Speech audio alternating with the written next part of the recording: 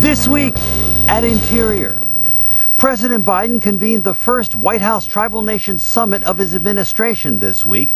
The two-day summit spotlighted ways the federal government can invest in and strengthen the nation-to-nation relationship with Indian country for years to come. The President and Secretary Haaland unveiled several administration initiatives at the summit, including new protections for tribal treaty rights, increasing tribal participation in the management and stewardship of federal lands, and incorporating tribal ecological knowledge into the federal government's fight against climate change. And he signed an executive order addressing the crisis of violence against Native Americans. These efforts, again, to use the word my dad would use so much, are a matter of dignity. That's the foundation of our nation-to-nation partnership. That's what this summit is all about. So I want to thank everyone who's here for participating, and I look forward to continuing to work together. Our voices have been given a new platform, and I am just one of those who have taken this historic opportunity to move past the days of inaction and apathy, to take Native issues to the forefront of policy discussions, and to ensure tribal consultation is the accepted way of doing business in Indian country. The president also announced that Interior is taking new steps to protect Chaco Canyon and its greater connected landscape in northwest New Mexico. The Bureau of Land Management will propose protections against new oil gas leasing on federal lands within a 10-mile radius around Chaco Culture National Historical Park. Secretary Haaland called this area a sacred place that holds deep meaning for the indigenous peoples whose ancestors lived, worked, and thrived in that high desert community.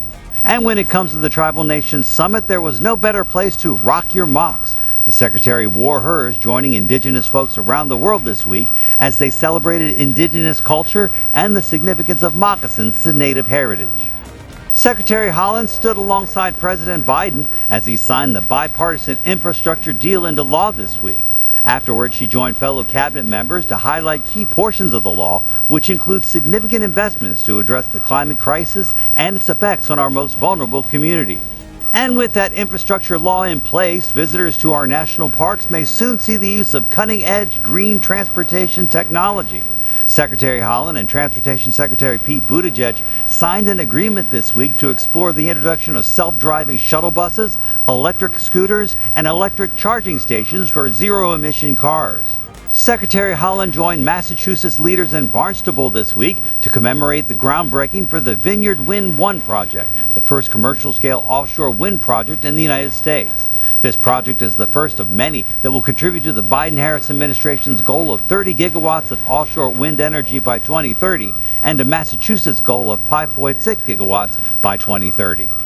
Interior's Office of Law Enforcement and Security this week announced its DOI investigator training program has been reaccredited by the Federal Law Enforcement Training Accreditation Board.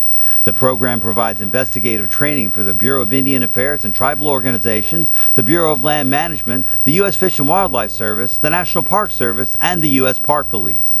After years of conservation efforts by the U.S. Air Force, the Okaloosa darter has made a remarkable recovery. Assistant Secretary for Fish and Wildlife and Parks Shannon Estenos was in Florida this week to announce that the small fish no longer needs to be listed under the Endangered Species Act.